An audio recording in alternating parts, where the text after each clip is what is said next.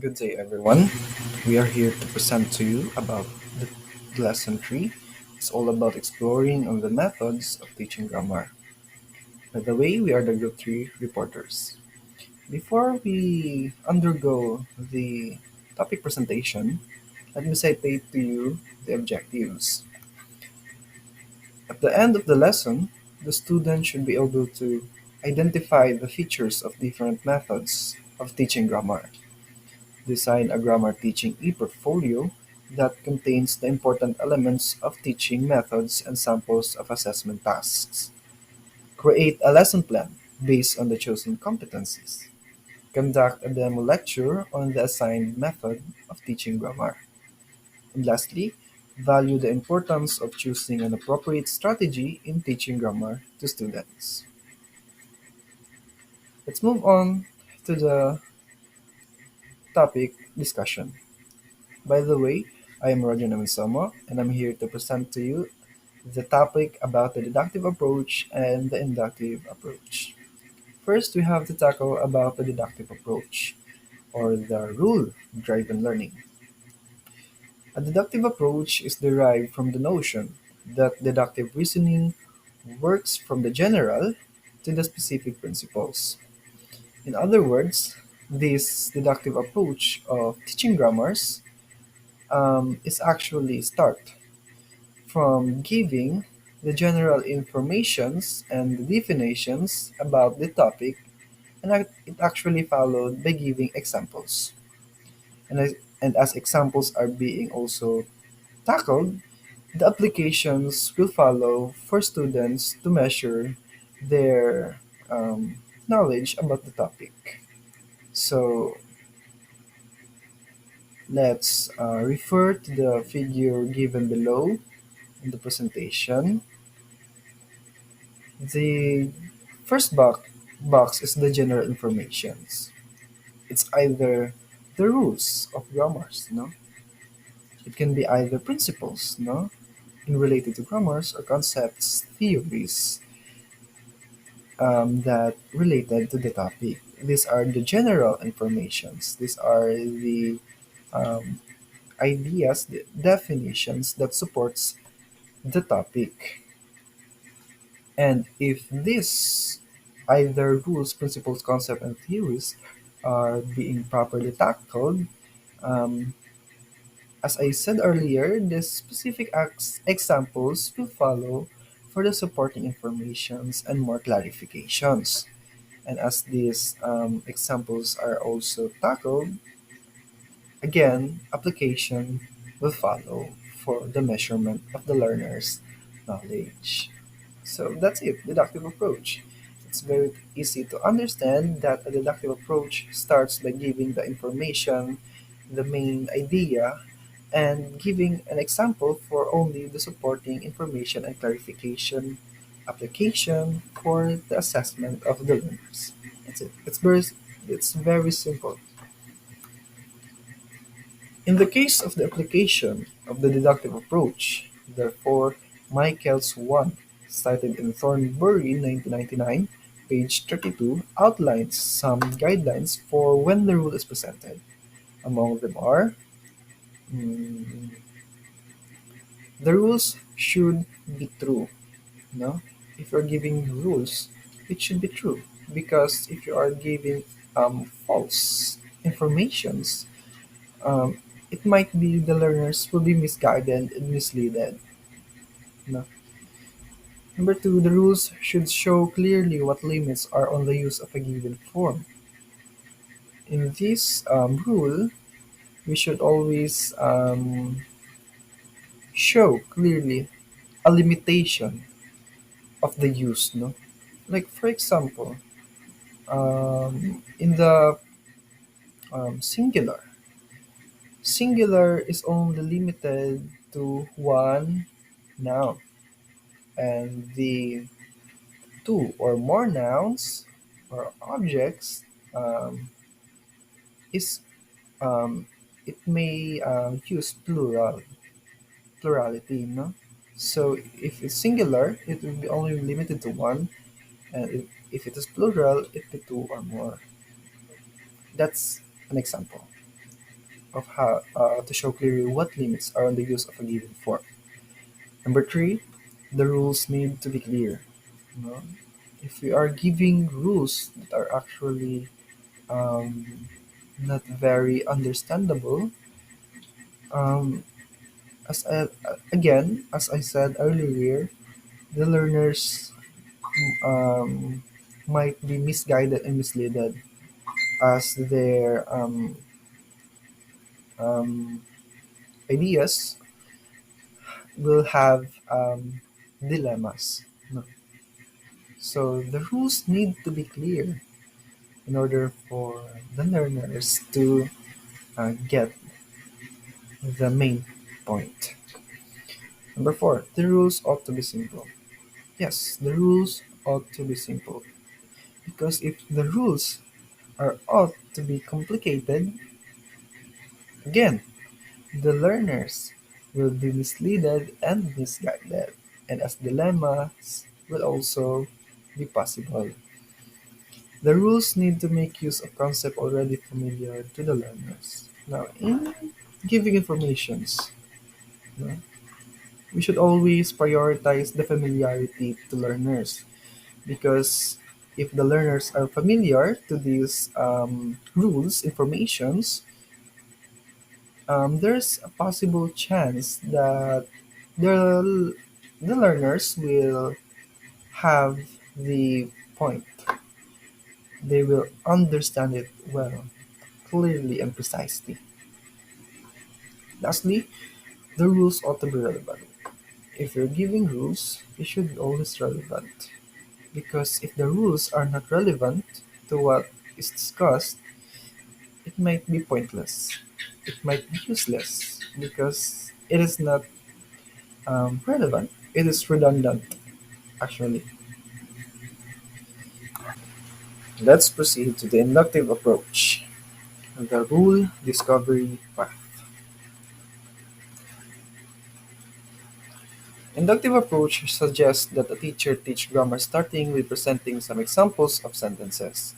In this sense, learners understand grammatical rules from the examples. The presentation of grammatical rules can be spoken or written. In other words, in this inductive approach, it's actually the opposite of the deductive approach. If the deductive approach starts with giving the exact information and definition about the topic, the inductive approach is starts with giving specific examples about grammars, and it actually followed by giving the exact information and definition of the topic in related to grammars. If you look at the example, the figure, it's also opposite. The arrow is opposite in direction. It starts with specific examples and applications and will be followed by rules, principles, concepts, and theories.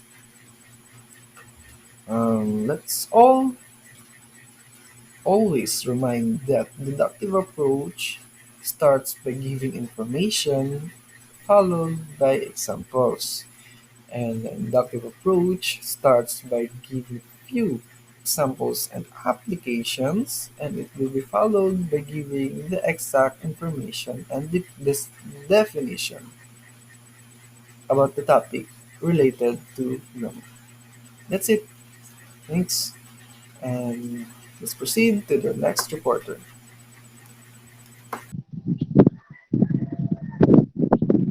So now let's proceed to the functional notional approach. Next slide. So before we proceed to the main content of my topic, let us first discuss the brief history. So in 1972, the British linguist D.A. Wilkins published a document that proposed a radical shift away from using the traditional concepts of grammar and vocabulary to describe language to an analysis of the communicative meanings that learners would need in order to express themselves and to understand effectively. So D.A. Wilkins provided us a new approach, a better approach than a traditional um, grammar teaching. So this initial document was followed by his 1976 work notional syllabuses. At the end of the 1970s, the first course books to be based on functional syllabuses began to appear. Next slide, please.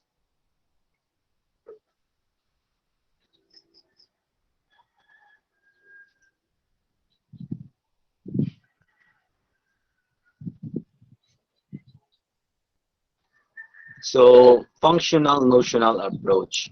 From the word function and functional and in the term notion in notional, so it is different and has diverse meaning from each other. Next slide.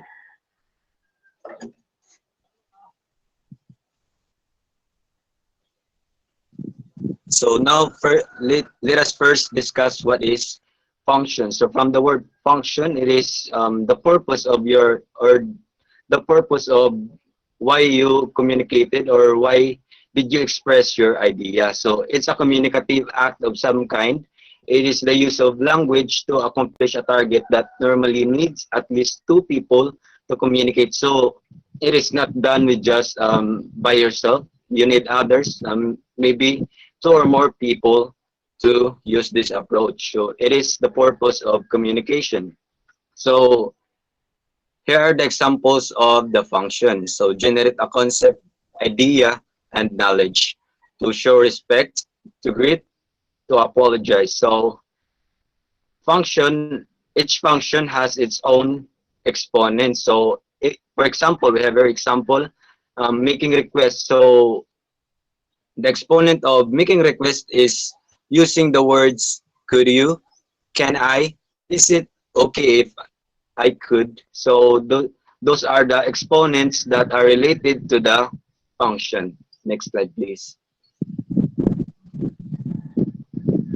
So now let's proceed to the notion. So notion, these are what are you trying to convey or express to your audience, and it is normally produced using nouns, pronouns, verbs, prepositions, conjunctions, adjectives, and adverbs can all be used to represent this component. So it is expression and meaning of communication.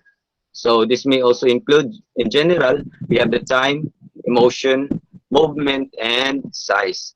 For the temporal clauses, when, before, and after. Then for the tenses clues, a year ago, yesterday, and tomorrow. Next slide. So here are the characteristics of the functional notional approach. So it uses authentic language. So it is not just char-char lang na language. So we really use it. We really use legitimate language that can be used in the real world. So the next is learner-centered.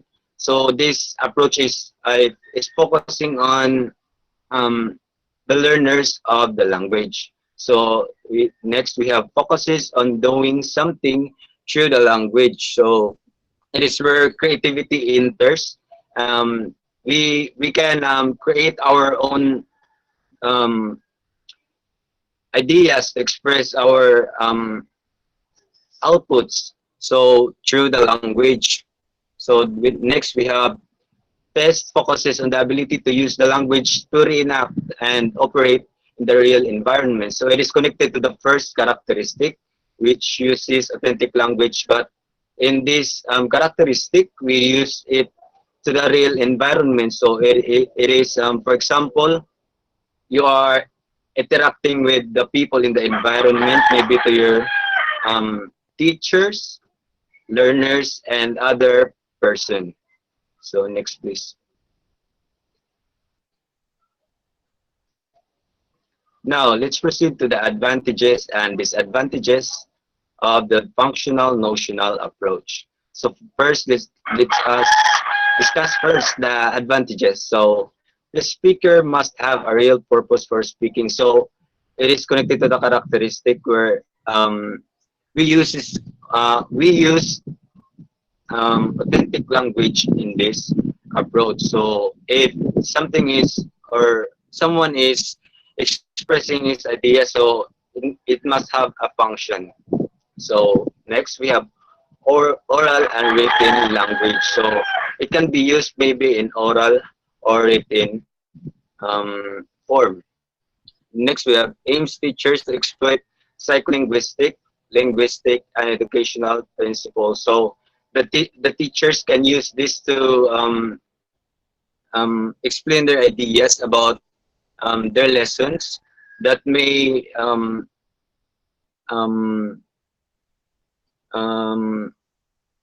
motivate the students to learn through these principles. So next.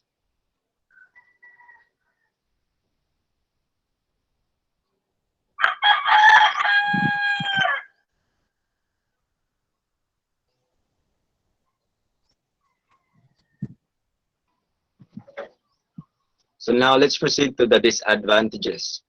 So for the course design, the idea and functions and notions of language are not clearly defined. So because we are allowed to be creative in this approach, so maybe the idea of using the notions to create a function will not be clearly defined. So next we have language and teaching. Grammatical structure elicited by functions and notions thought might appear in an unsystematical order. So it is connected to the first disadvantage where maybe the way we use notions are not that grammatically correct or accurate. Next slide.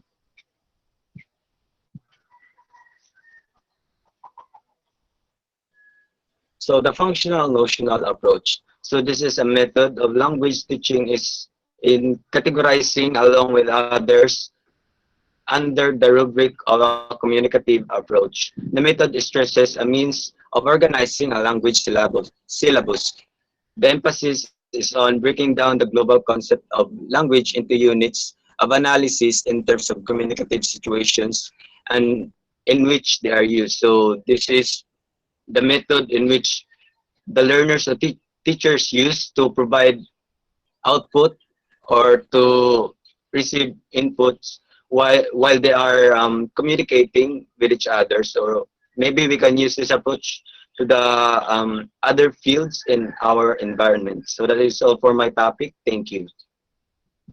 Good day, everyone. I am Ezra Faliado, and I will be tackling the explanation of specific terms. Next slide, please. First is notions. Notions is a concept or idea that may be quite specific, in which case it is virtually the same as vocabulary. These are the elements that may be expressed through nouns, pronouns, verbs, prepositions, conjunctions, adjectives, or adverbs.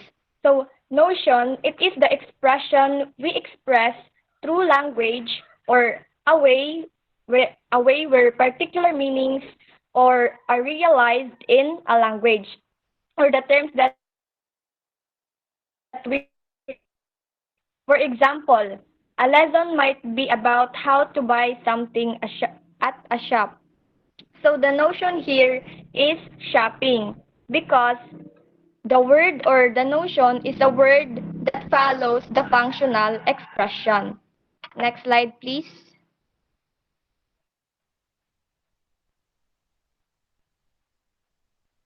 Please. Next slide, please.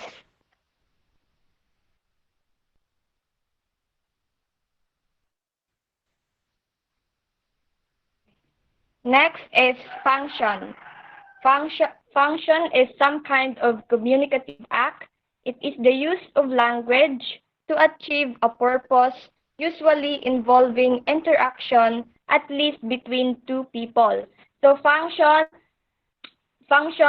is, it often lends themselves naturally to a specific grammatical pattern or common expressions wherein an expression might be the question, or in simpler words, function refers to the social purpose of the utterance.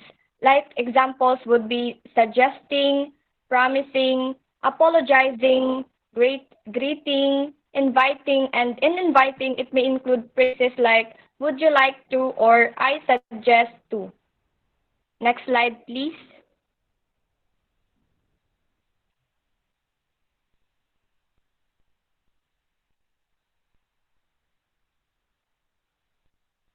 Next slide, please.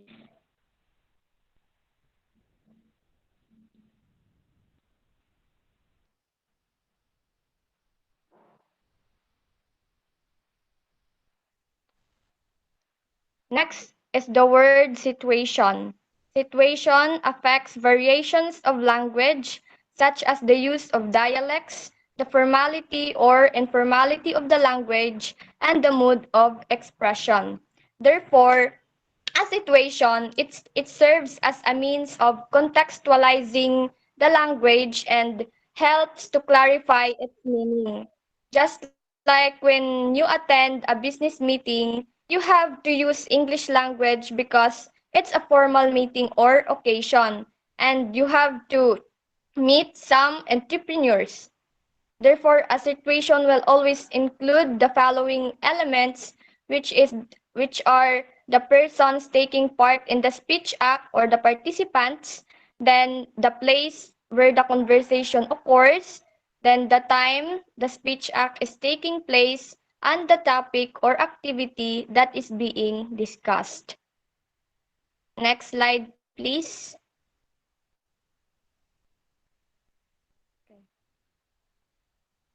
Exponents.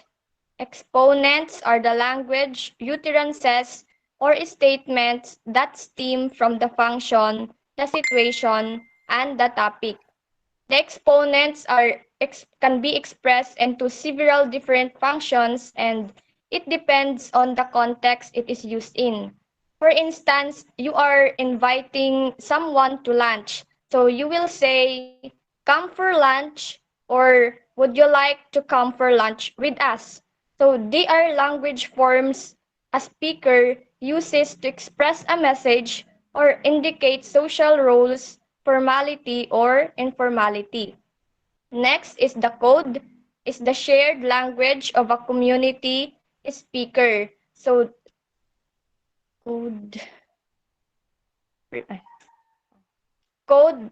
So code means it is a system of words, letters, or signs used to represent a message into a secret form or a system or in or a system of numbers, letters, or signals used to represent something in a secret or shorter or more convenient form. Also, a code is a language or a dialect where people use in speaking up in particular region of a country. Next slide, please.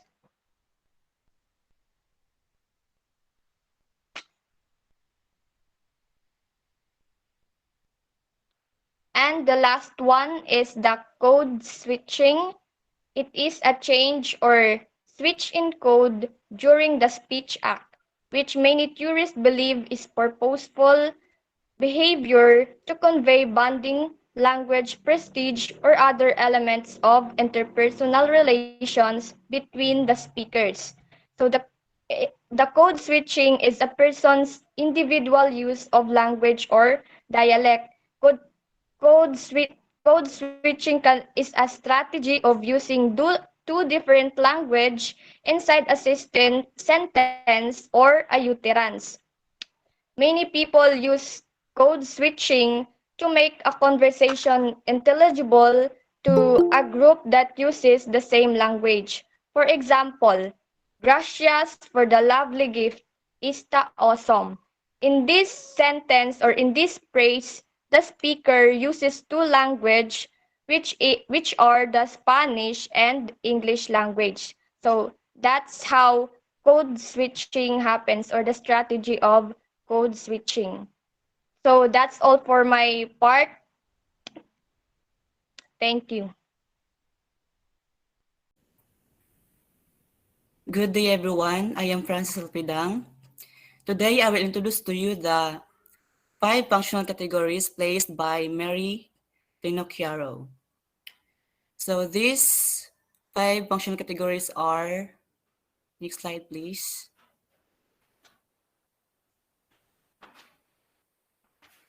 Personal, interpersonal, directive, referential, and imaginative. Next, please.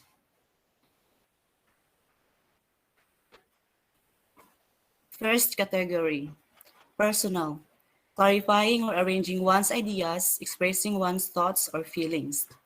When we say personal, it means expressing your thoughts and feelings to others. Like, for example, you are a loving kind of person. So, of course, you can express love verbally or non verbally. This is how you can express your love to someone or how you can show affection to someone. In emotions or feelings, this also includes joy, pleasure, or when you're happy when someone makes your day. There are many kinds of feelings and thoughts that humans have to express to someone, like when they are surprised, satisfied, disappointed, stressed, angry, fearful, etc. Next, please.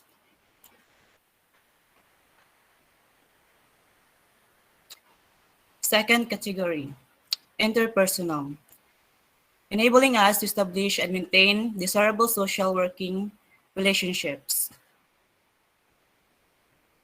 First, greetings and leave takings.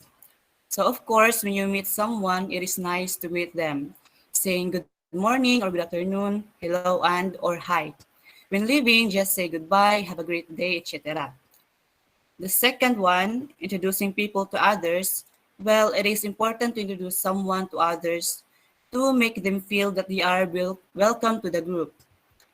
When you introduce your girlfriend or boyfriend to your family, or when you introduce a new friend to your group of friends. The third one, identifying oneself to others. This is how you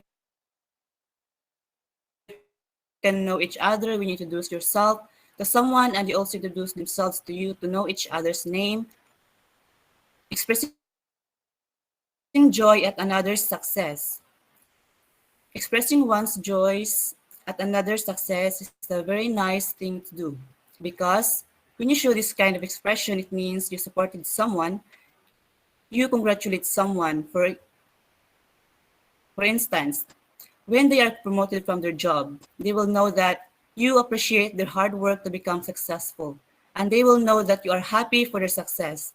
It is possible that they will say to themselves that they are very grateful that they have a friend like you who is very nice to them. The fifth one, expressing concern for other people's welfare. So, of course, as a friend, you need to help someone when he or she is ill or has been through an accident to show that you're concerned about them. Like, for instance, when your friend has a cold or has been in hospital because he or she accidentally hit by a motorcycle. So, of course, as a concerned friend, you need to take good care of him or her until he or she is better. In that way, he or she will appreciate you and be grateful for the good things that you have done for them. And that is what you should do in order to establish and maintain desirable social and working relationships. Next slide, please.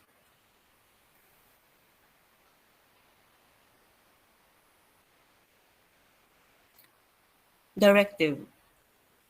Attempting to influence the actions of others, accepting for refusing direction. First, making suggestions in which the speaker is included.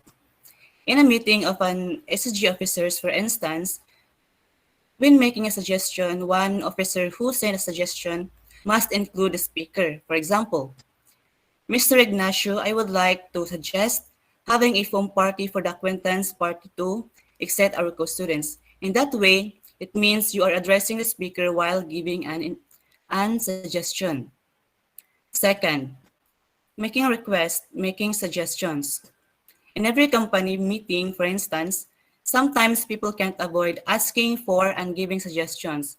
But in this way, they can conceptualize a plan on how they are going to implement things for the betterment of their company. Third, refusing to accept a suggestion or a request, but offering an alternative. In giving a suggestion, people can sometimes avoid rejecting or refusing the suggestion of others in a way that they already have an alternative to make things better. But sometimes there are people who misunderstand why their suggestions are being refused. So the speaker needs to explain everything why he or she refused the suggestion to avoid any conflict or misunderstanding. Fourth, persuading someone to change his point of view. Persuading someone to change their views is a good thing to do in order to make them understand and realize that their ideas is far from the main idea of the topic that they are discussing, but only persuade someone in a good way or in a good manner and in a good place. Fifth, requesting and granting permission. Giving a request is a good idea to conceptualize something to accomplish the goal.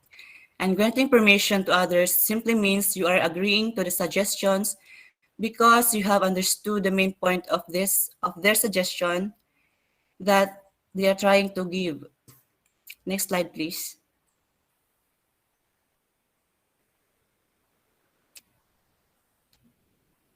Fourth category, referential. From the word reference, it means sourcing out and giving information about any events in the environment in the past or in the future, or talking or reporting about things, actions, events, or people in the past or future. Like, for example, asking for a description of someone or something, defining something or a language item, like identifying items or people in a classroom, school, home, or community, or asking for a definition. It is also helpful in paraphrasing, summarizing, or translating, for example, from first language to second language or vice versa.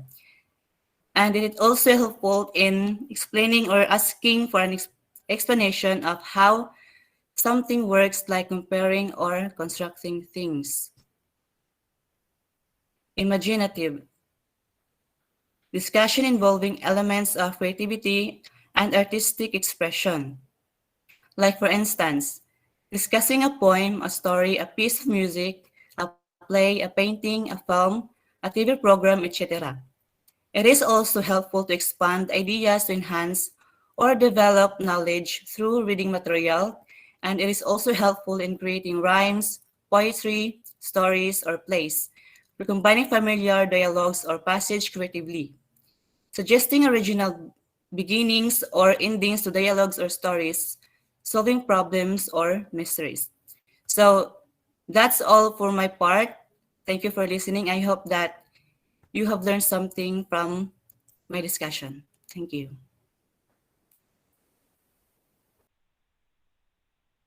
So, good morning, everyone. By the way, I am Sandy Blythe Mataldogiso, and this time I will be discussing about teaching grammar in situational context using a generative situation. Next.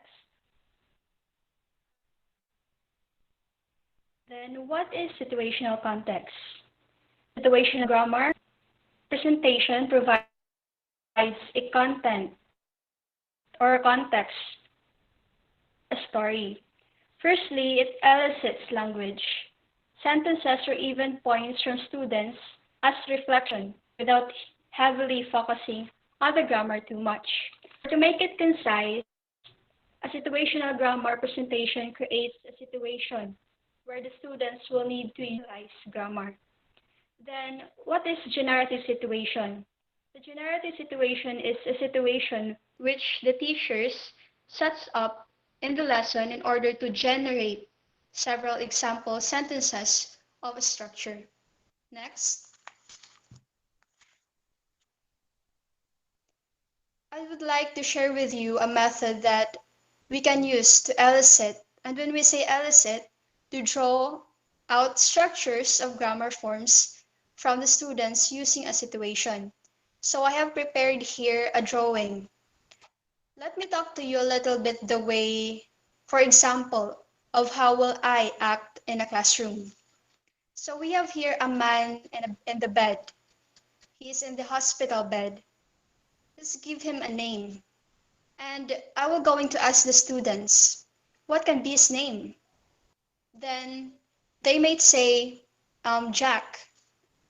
Uh, then what's wrong with Jack? The students might answer, he has a broken leg. And let us imagine that he broke his leg last Friday playing sport. Then a student might imagine soccer. He played soccer. And then student might answer again, Jack is in the hospital bed, maybe because he played soccer last Friday.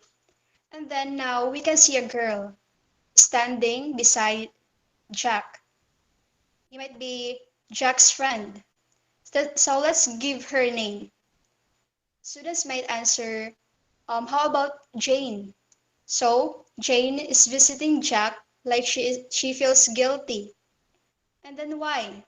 Student may answer, maybe she convinced Jack to play soccer. That is why Jack broke his leg. So, since Jane feels guilty, she's going to offer something. We can see a cup, an empty cup. So Jane will offer, then students may answer, can I get you some coffee? And there's a television. We can see a television right there. And then the television is off. So Jane may offer, then the students might say again, would you like me to turn on the television for you? And again, there's a window. We can see a window right there. And let's say the room is hot. And then students might suggest that Jane will offer uh, Jack that can I open the window for you? So through this situation, a teacher or me can be able to elicit a grammar that I want. Again, when we say elicit, to draw out information or a response in which generative situation will provide avenue to generate or to provide students their feedback or involvement. Students will be able to generate language from a certain situation. So that would explain generative situation. So I think that will be all from my part. Thank you so much.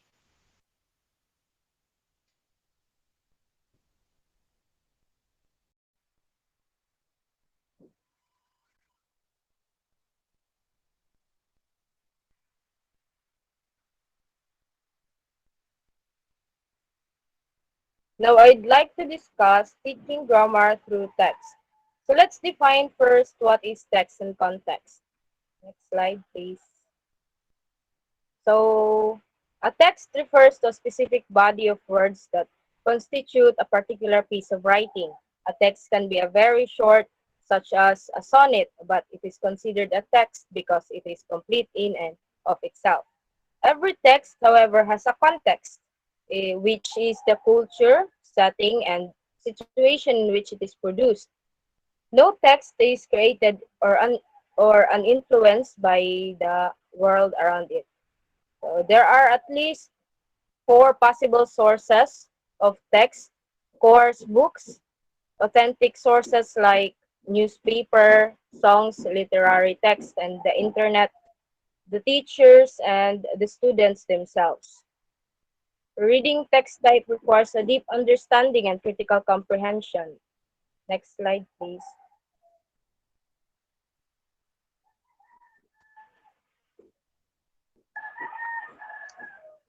That is why it is important to classify the structure, purpose, and language feature of the different text types to have a better understanding of overall message of the text conveys. If learners are to achieve a functional command of a second language, they will need to be able to understand and produce not just isolated as sentences, but the whole text in that language. When it comes to text level view of language, there are at least two implications. The first is that if the learners are going to be able to make sense of grammar, they will need to be exposed to it in its context of use, and at the very least, this means in text. Secondly, if learners are to achieve a functional command of second language, they will need to be able to understand and produce not just isolated sentences, but the whole text in that language. So what are different text types? It includes narrative text, argumentative text, informative text, and procedural text. Narrative text is a text that tells a story. It deals with imaginary and fictional stories. For example, short stories, fables, fairy tales, legends, novels, or biographies. It entertains and presents the story to the readers. Argumentative text.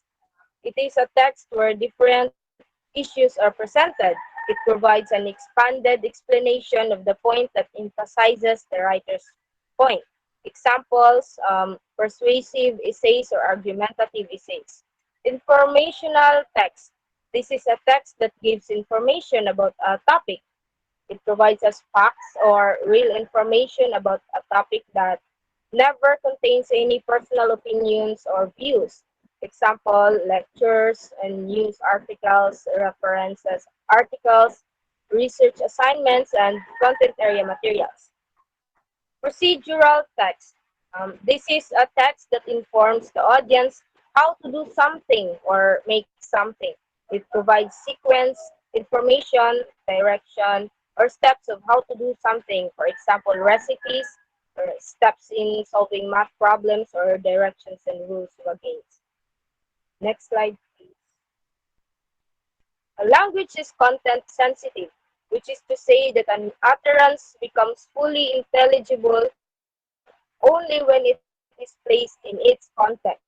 To understand language, we need to have some knowledge of its context. Context can also determine the kind of language that it uses. Text is produced and interpreted between two people in certain contexts because human beings use language to communicate with others. According to the traditional view on context, it can be classified into context, situational context, and cultural context, about which many linguists have done a lot of researches on the relations between text and context. In the linguistic communication, context determines text and text reflects context.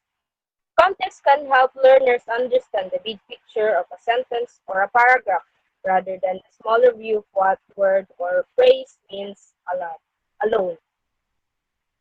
Course book texts tend to be specifically tailored to ease of understanding and so as to display specific features of grammar.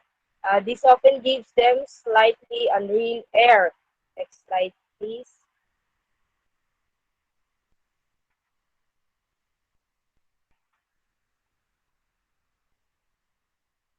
Um, for example, this is an example from Oxford University Press. Let me read to you. This is Mr. West. He has a bag in his left hand. Where is he standing? He's standing at the door on his house. What is Mr. West going to do? He is going to put his hand into his pocket. He is going to take a key out of his pocket. He is going to put the key into the lock. So as you can see, the given example used a present progressive tense. The going to future is a grammatical construction used in English to refer to various types of future occurrences.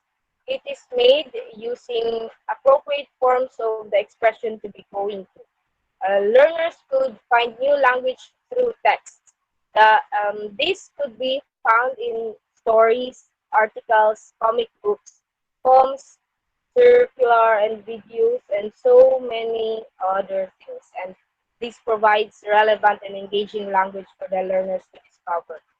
Next slide, please.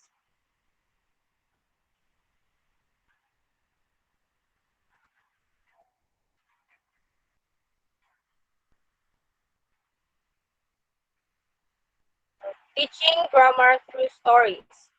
Stories can be a powerful tool in and out of the classroom. Storytelling remains the most innate and important form of communication and it facilitates learning. It is one of the primary ways we are taught to listen and learn, and its influence extends far beyond the walls of a classroom.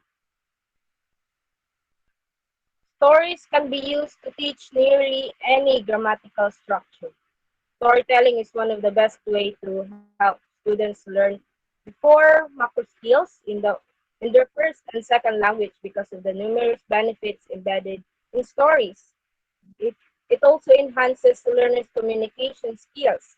According to Sanchez, storytelling is the best way to help the students learn the second language in the same way as their mother tongue.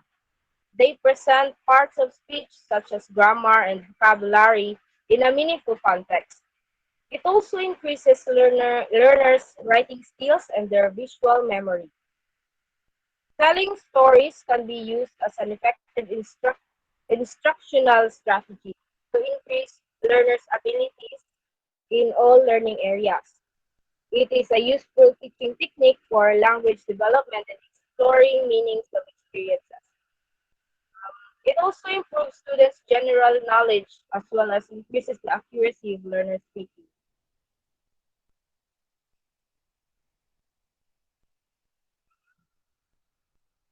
Back,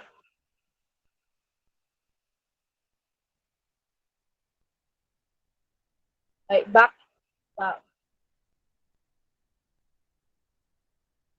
uh, we all love a good story, even if our definitions of what constitutes a good story vary greatly. We can get our point across more clearly and engagingly if we can tell stories. The stories can be used for both eliciting and illustrating grammar points. Storytelling is one of these extremely versatile techniques, and once you get the hang of it, it can be a convenient and natural grammar teaching tool. When a story is being told, it usually has an underlying lesson the speaker is trying to convey to its audience. Teaching grammar to students is tricky, but by using stories, we can help them associate particular sentences with characters. The former employ inductive reasoning, while the later requires deductive thought, and it is useful to include both approaches in lesson planning. Next slide, please.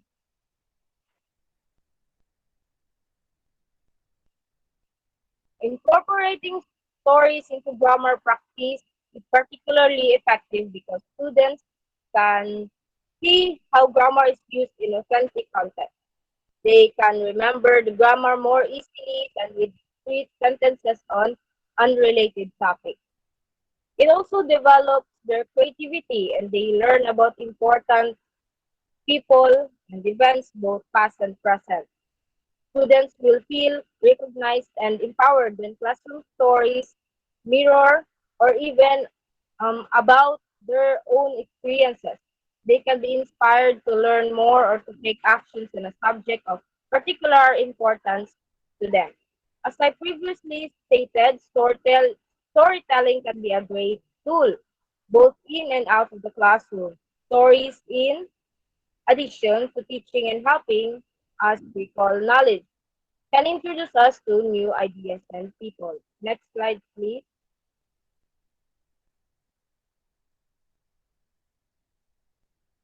So a well-told story not only holds students' attention but also provides a platform for fun learning, helps learners associate particular sentences with characters and as such make learning grammar more fun and engaging. Like,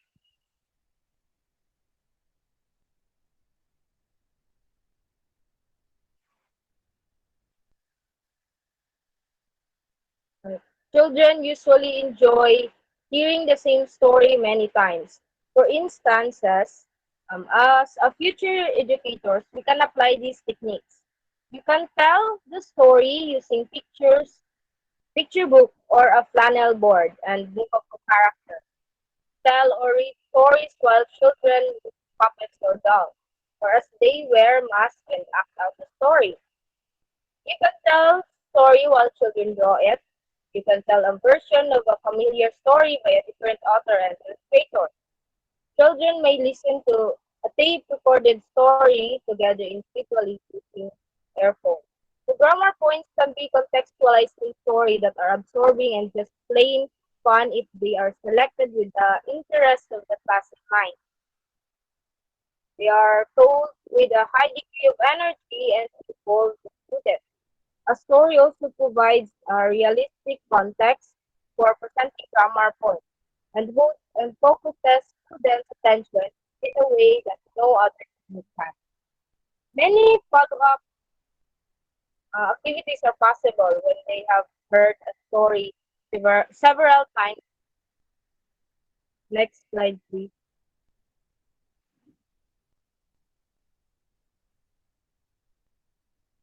So children can retell the story, act it out, write a script, or write a script about the story. So in this way, children's oral language skills, vocabulary, and narrative understanding are enhanced. These skills are identified as key predictors in reading skills. They are the basis for comprehension. Children also learn about sequencing and story elements. Right?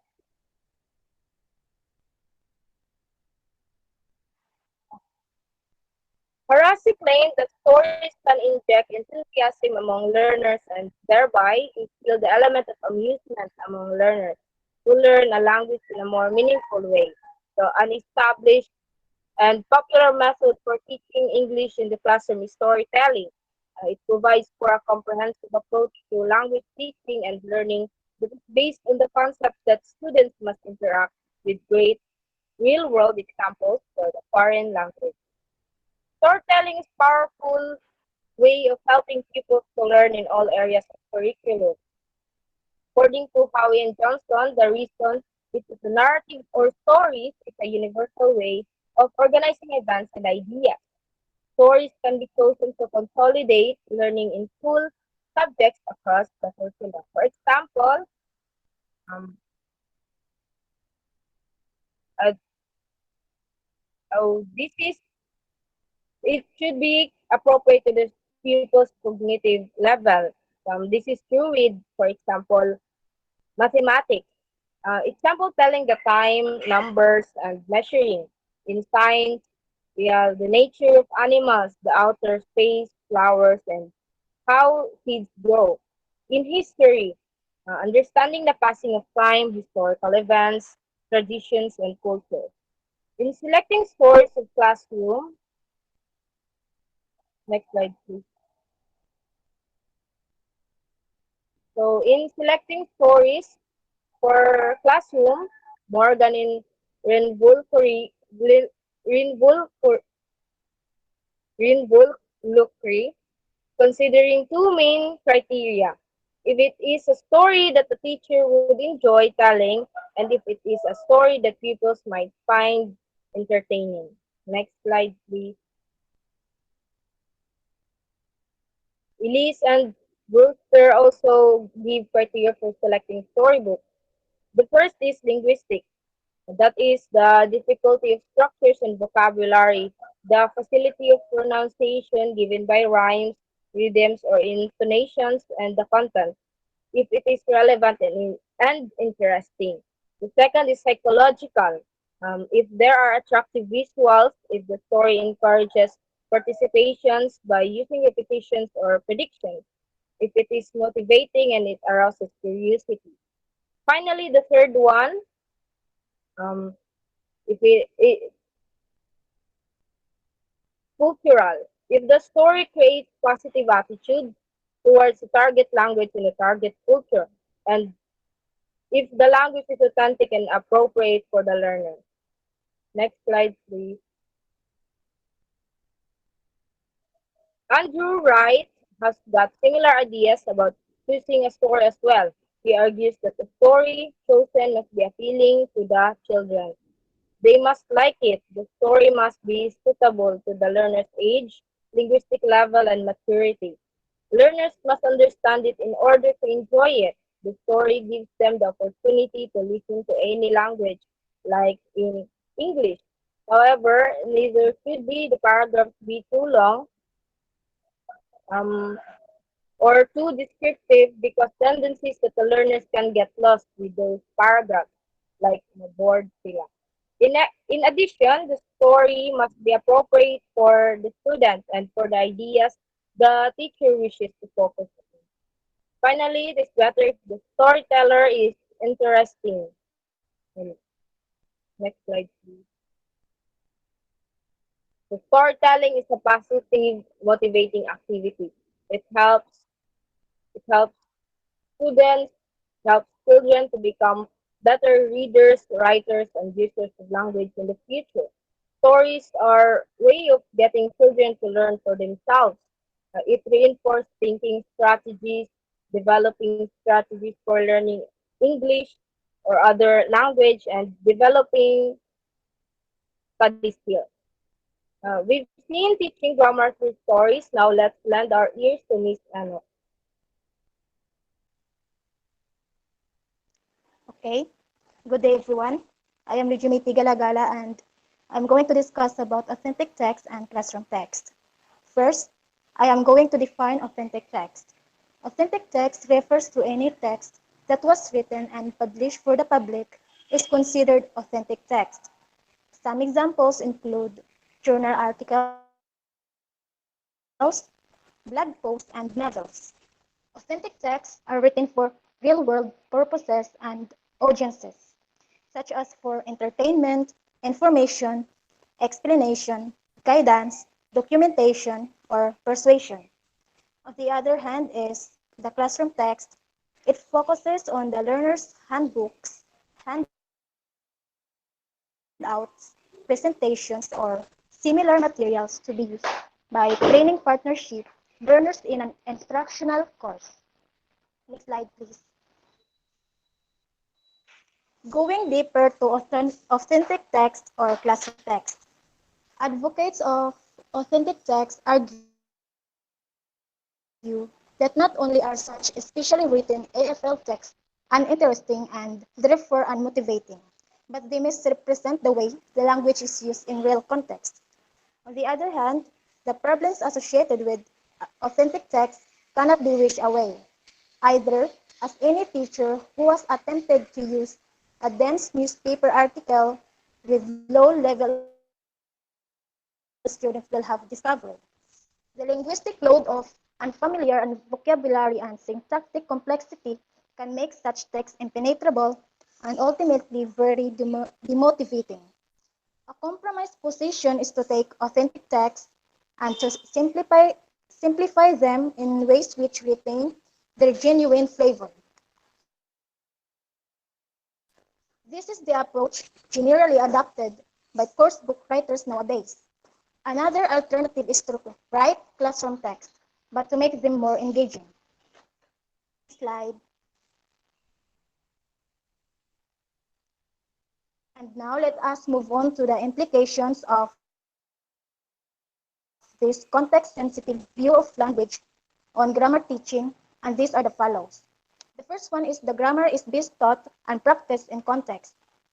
Indeed, it will be more motivating for learners if grammar is taught in context, as students will have an opportunity to perceive how the new grammar structures work. Grammar rules are made easier if they are given in a context, and teaching grammar in context provides accuracy and that target language.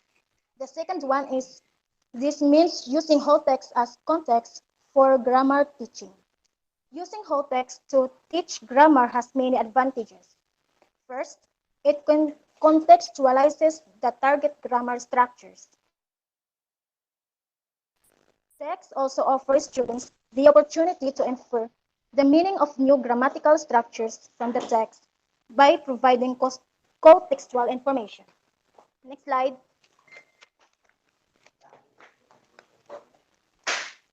Now let us go to the advantages and disadvantages of using text. The advantages are these follows. The first one is they provide contextual information. In this statement, It allows learners to deduce the meaning of unfamiliar grammatical items from the code text. The second advantage is if the texts are authentic, they can show how the item is used in real communication. As well as grammar input, texts provide vocabulary input, skills practice, and exposure to features of text organization. Their use in the classroom is good preparation for independent study. If the texts come from the students themselves, they may be more engaging and their language features therefore more memorable. Now, next slide. Now let us tackle about the disadvantages of using text. And these are the follows. The first one is the difficulty of the text, especially an authentic one, may mean that some of the above advantages are lost. The second disadvantage is the alternative to use simplified text. Definitely, it may give a misleading impression as to how the language item is naturally used. Again, defeating the purpose of using text. And that would be the end of my topic. Thank you for listening, and the next reporter will proceed. Thank you. So, good day, everyone. I am Erica Anok, and I am going to talk all about teaching grammar through songs and rhymes. Since the meaning is an important device in teaching grammar, it is also important to contextualize any grammar point. Songs are one of the most enchanting and culturally rich resources that can be easily used in language classrooms. Songs offer a change from routine classroom activities. They are precious resources to develop students' abilities in listening, speaking, reading, and writing. They can also be used to teach a variety of language items such as sentence patterns, vocabulary, pronunciation, rhythm, adjectives, and adverbs. Learning English through songs also provide a non-threatening atmosphere for students who usually are tense when speaking English in a formal classroom setting. Songs also give a new insights into target culture. There are the means through which cultural themes are presented effectively. Since they provide authentic texts, they are motivating. Prosodic features of the language, such as stress, rhythm, intonation, are presented through songs, thus through using them, the language which is cut up into a series of structural points to become whole again. For teaching procedures, there are various ways of using songs in the classroom. The level of students, the interest and the age of the learners, the grammar point to be studied, and the song itself have determinant roles in the procedure. Apart from them, it is mainly depends on the creativity of a teacher. Next slide, please. At the primary level of singing the song, the prosodic features of the language is emphasized. At the higher levels, where practice of grammar points is at the foreground, songs can be used with several techniques. And here are some examples of these techniques. Gap fields or closed texts, focused questions, true or false statements, putting the lines into correct sequences, and lastly, dictation. A teacher's selections of a technique or a set of techniques should be based on his or her objective for the classroom. After deciding the grammar point to be studied and the song and the techniques to be used, the teacher should prepare an effective lesson plan. Since songs are listening activities, it is advisable to present in listening lesson.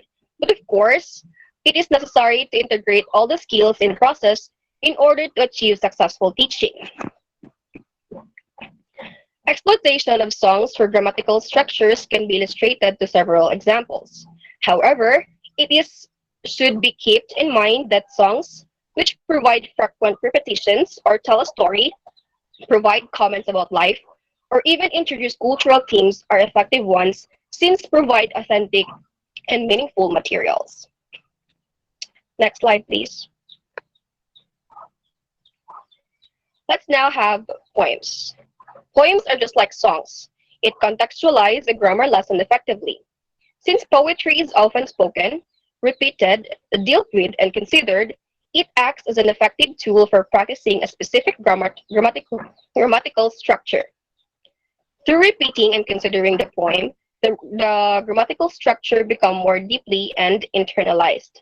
Thus, poetry not only provides a rewarding resource for structured practice of grammar, but also it is a proper basis for review. If a poem that exemplifies particular structure, it is also stimulatously while also stimulating and moving us. The polymorphic effect makes poetry easier to memorize than the other things for many students.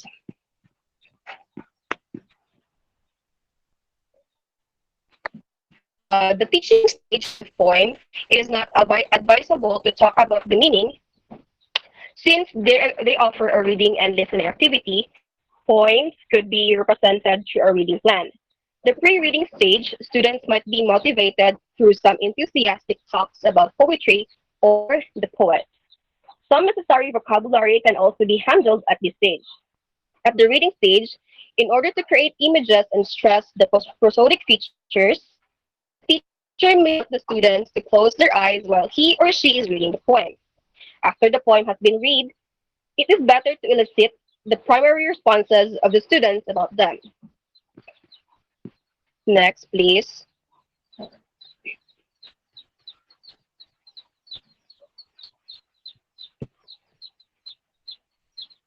Okay. Um, Diagramming sentences is a separate topic from the previous one. So, yes. Diagramming sentences is visualizing how to fit together the different parts of a sentence. The subject of a clause goes in one slot and the verb in another, and so on. Words that modify another word are attached to the word they modify. There are many rules or basic rules in diagramming sentences. The first basic rule, which is we have to identify the sentence elements, place the subject, verb, and direct object together and underline them, separate the subject from the verb with a vertical line that crosses the underline, separate the direct object from the verb with a vertical line that do not cross the underline, and lastly, keep adjectives and articles with the noun they modify and place them on a separate diagonal line touching the word they modify. Next slide, please. Next, pa.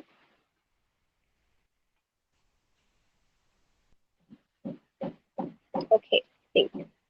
So here's an example for the first basic rule.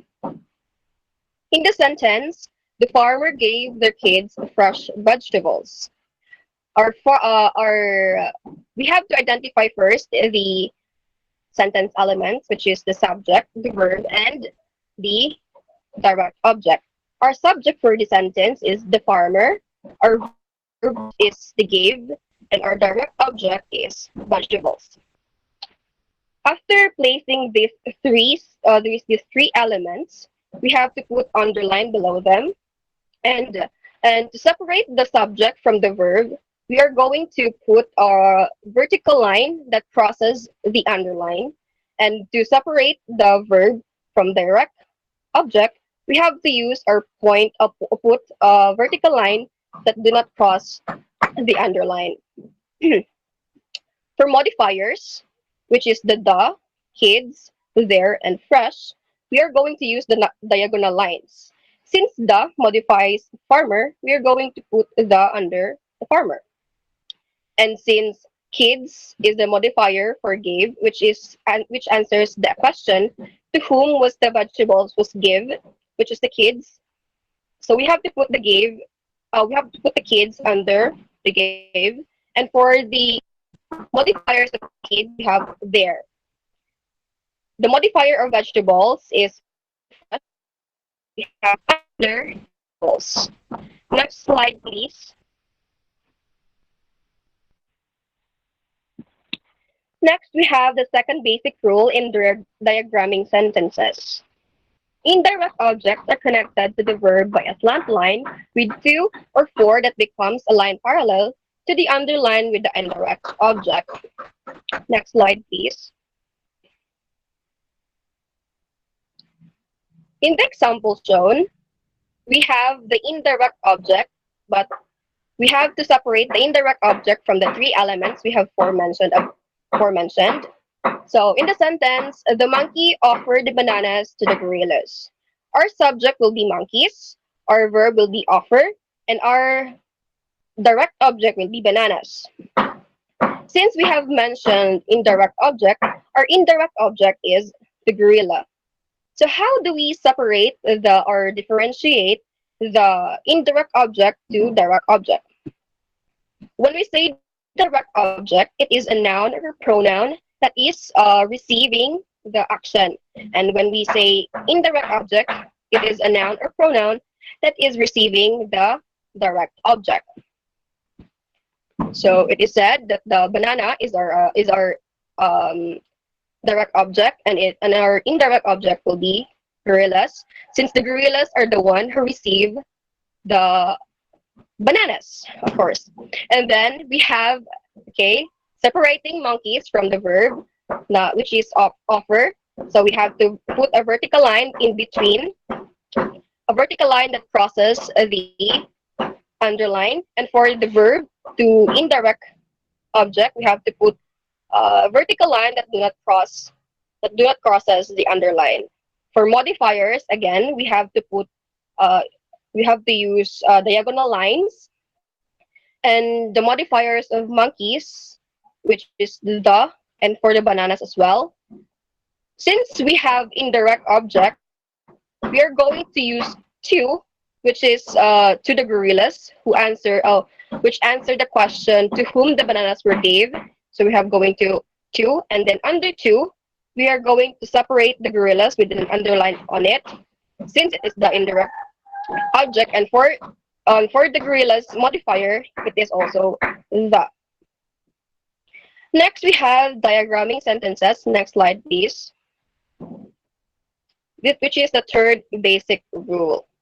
With linking verbs, or the second subject and predicate nominative, we have to put a slant or a diagonal line that do not cross the underline. Next slide, please.